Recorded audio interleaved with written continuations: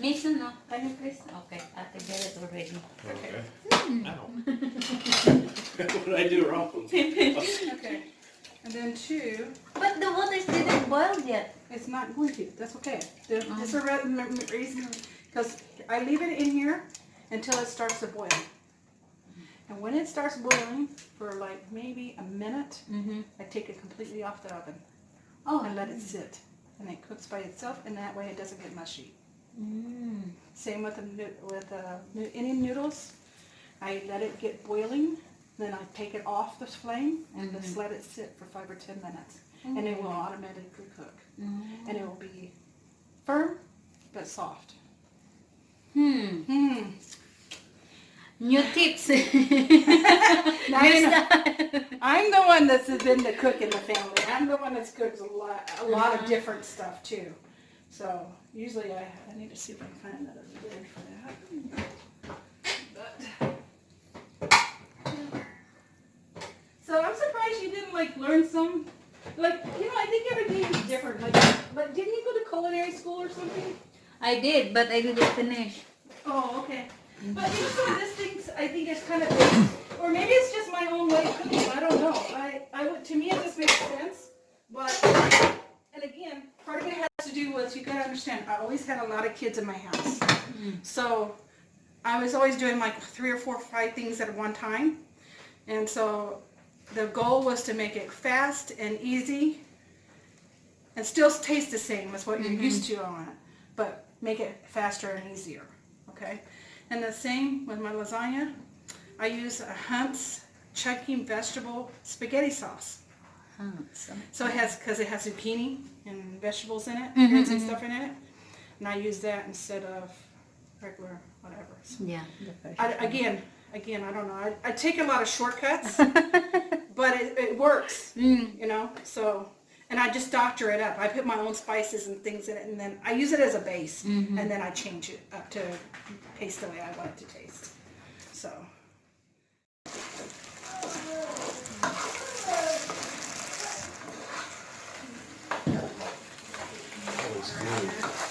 Smells good, right?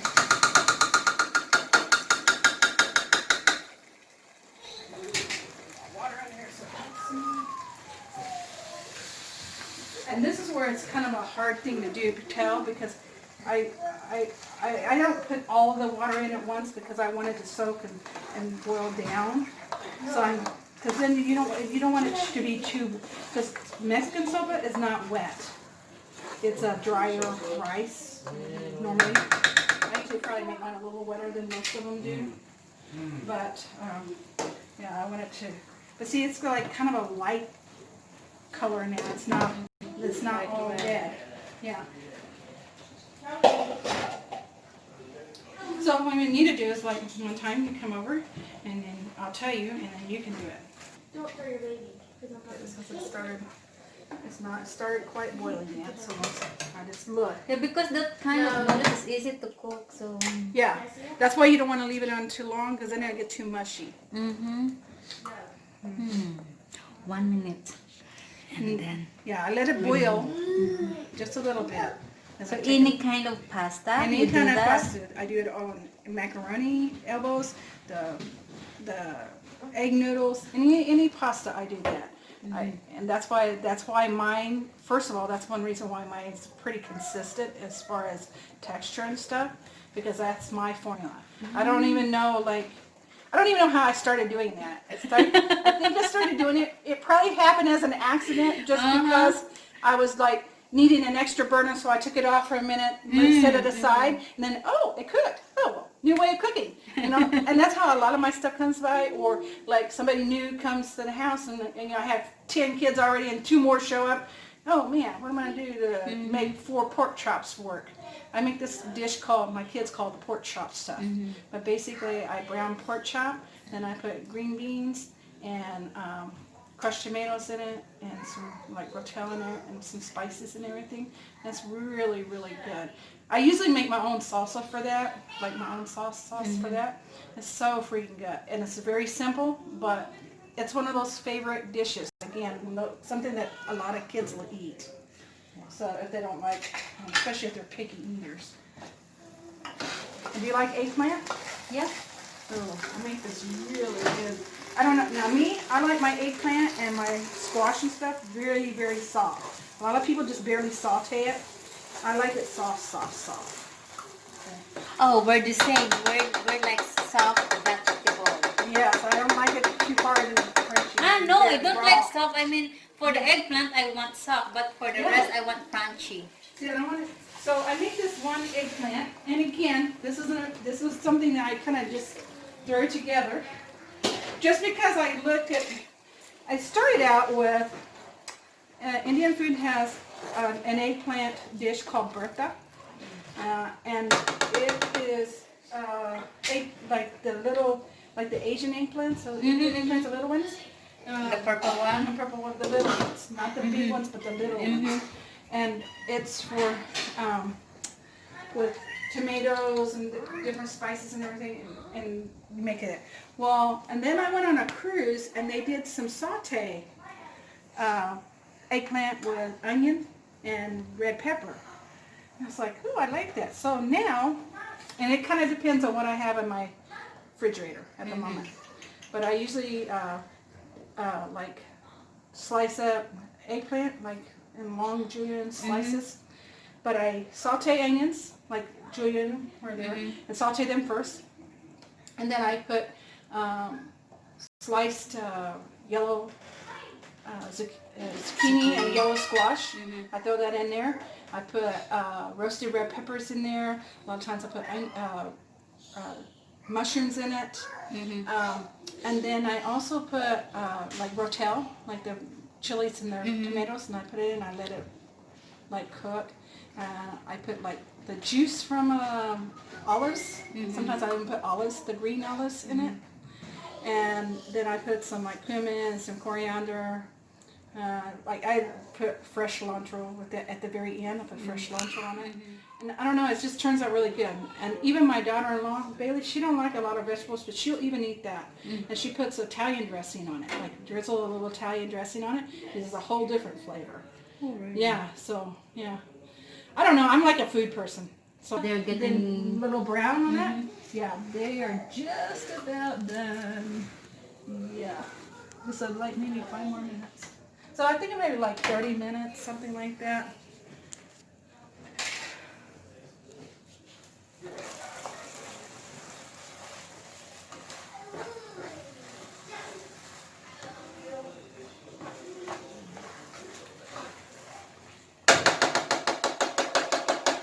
This is a critical stage. This is where you have to keep stirring it. You know, where are my peas? Hi. Oh. I like peas. And there's another way to get your kids to eat peas. But this is a traditional Mexican, they put peas in theirs. So, but it's one way for me to get my kids to eat peas. Beans. And I put the whole juice in everything because it's a little, again, a little salty, a little like, I don't put usually the whole thing in there. And I put it towards the end of the baking process.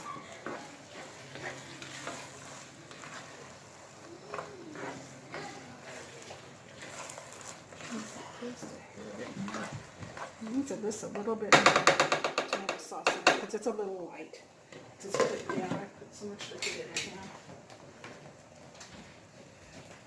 now.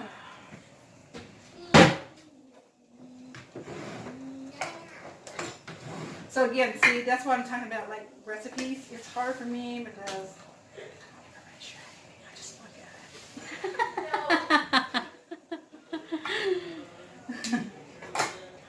It's gotta have a certain way. Even my son doesn't like. My son is actually pretty good. He's almost gotten to where on my meatloaf, he can make my meatloaf almost as much as good as me. Not quite, but he's about there. You want it to have a little bit of color to it. Not too light, not too dark. This is about the right color right here.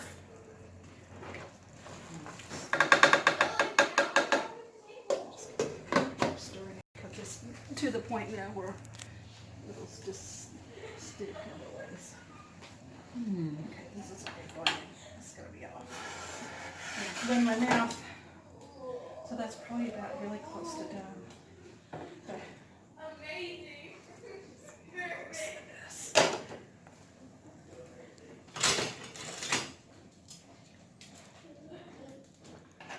Oh yeah, that's about it. Again, I don't know about you, but I always rinse. I run it. Yeah, I rinse in the water. Okay, with cold water. And a cold water, yes. Okay. Well, good deal. You're on the same page with me. A lot of people go, why do you do that? Because then it keeps it from being mushy. And they won't stick to each Stick other. together. Yeah. Okay. So, let me get my, because it really should be not quite so wet, but my kids like it wetter, so But if you taste, let me see. Oh, yeah. Taste that? Not too salty, but you can put a little salt on it later. I don't put a lot of salt on any of my stuff because I'm not supposed to eat a lot of salt, so. So it's not tomatoey, it's not salty, it's something in between because it's diluted with the chicken broth. It's So balanced. it's balanced out that way. Okay, so then, all right, we have this. Now the fun begins. Now I know how to cube up the cheese and everything, so I'll let you guys do your thing there. So, Where's the open one, Mahal? I think this one. Let's check. okay, normally I only don't do as much of that, so I'm gonna start out with like maybe that much. Okay. Oh, okay. Now I know what you mean. Yeah, and then I do little cubes. I cut it in. And I stick it all in there. And then oops. Yeah, but anyways, that's how I do that. And then I stick it all in the pot. Alright. If you cube that all up, we'll start out with that. And then it's probably going to be like, with that much pasta, it's probably going to need to be about a cup of milk to start with. Wait, I will stop first. So, and I just pour it in because I need it to just look a certain way. Like I want it to cover, for me the gauge is, it needs to cover the bottom of the pan a little bit. Not too much, but you want to make sure that there's milk on all of it. So it's probably at least a cup, maybe 2 cups of milk. And so that's enough to get it started.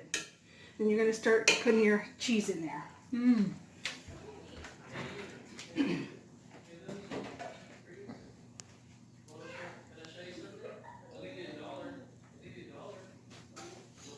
She don't care. Do what? He goes, I'll give you $1. She don't care. Money means nothing to her. So we don't need to finish the cheese?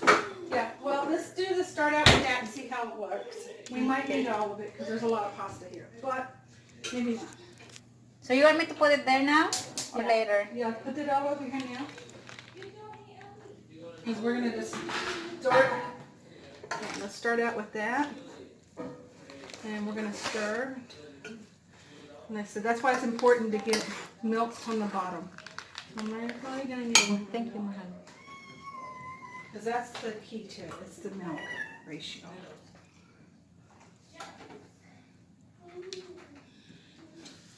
You want it to be creamy.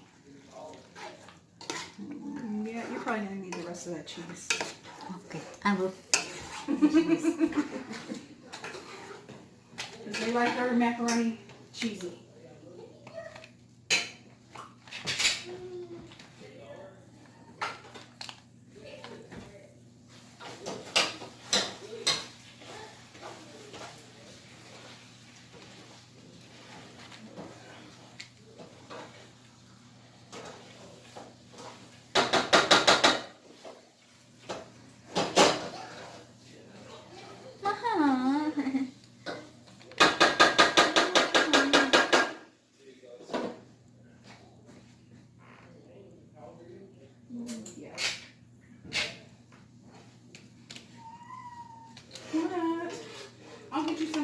you're not dying. You already had stuff to do.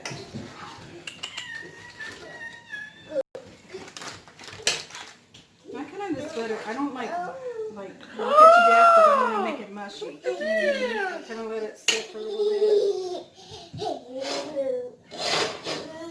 Push it on here a little bit.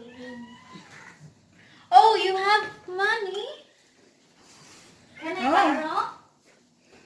Ooh, you're rich. Yeah, I see that. You got, look at that. Oh, wow.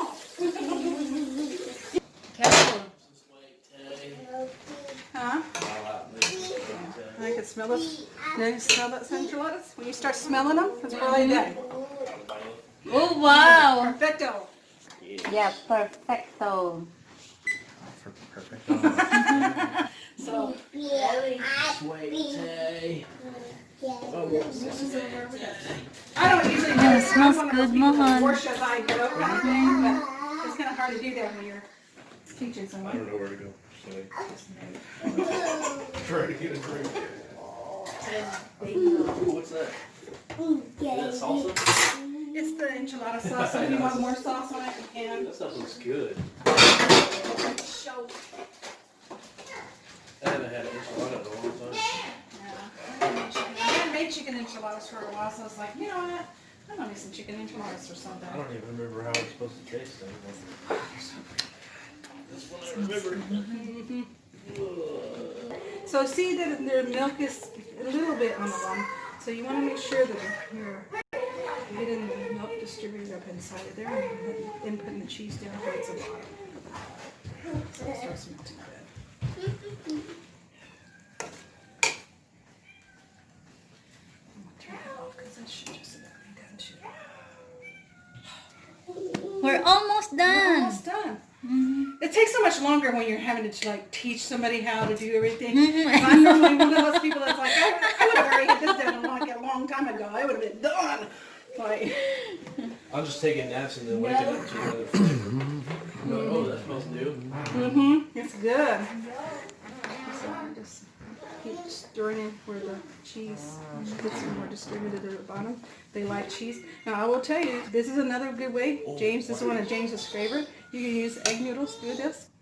Put a can of tuna and there's cheese in it. Yep. Tuna casserole. It's the best stuff. He loves it. Best. And I put peas in it. He used to be psychic. I could make it, and he would always show up for dinner the night that I made it. You better keep me updated on those tuna casseroles. Call me whenever she makes it. She mixes it. No, I know. I'll try to make tuna casserole. It's good. But you do it just like this. Only you just put a can of tuna, or whatever. If you do it this much, probably 2 cans of tuna. And I do the water. I don't do the oil. Never oil. The water pack. And I drain it. Throw it in there, and I put some peas in it, and This kind of piece? Okay. and voila, dinner. And it feeds a lot of people cheaply.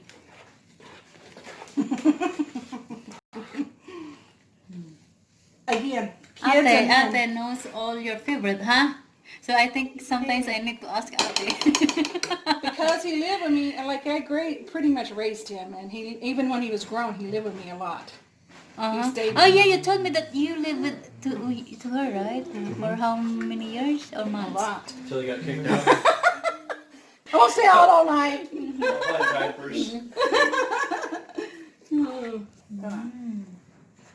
So that's it. And then you salt to taste. Everybody put their own salt on it. That's done. That's done. That's done. Oh, that's quick. So all The see how fast that is? what do you call that again? The macaroni and cheese. I'm all about fast, easy, quick shortcuts. And not everything I do, but when I'm cooking for like a lot of kids and a lot of people, yeah, the goal is, first of all, you want everything done at the same time. Look, we're done. So you start out with what takes the longest, which is the enchiladas, and then go with the sopa.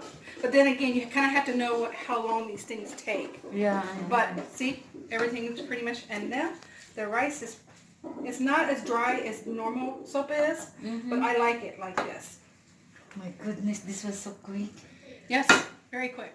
It's just less than 5 minutes. Yeah, I'm telling you, so good. Man, that looks good. Okay, so now Want to get the plates out? You have to eat. Oh my goodness. I will teach you all kinds.